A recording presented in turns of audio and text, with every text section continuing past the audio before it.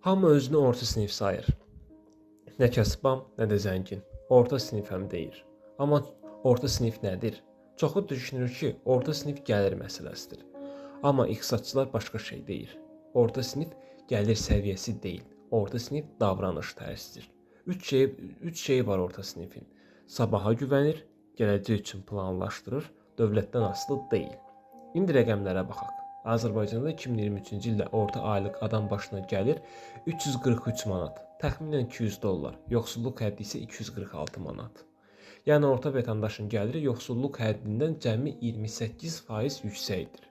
Ölkədə median aylıq maaş 800 manat, təxminən $470. Hər ikinci işçi bundan az qazanır. İndi Azərbaycana baxaq. Sabaha nə qədər güvənirik? Manat bahalaşar deyə dollar yığan sabaha güvənirmi? Övladını xarici göndərmək istəyən bu ölkədə gələcək görürmü? Dövlət işə axtaran müstəqil düşünürmü? Orta sinif olmaq iddiası var.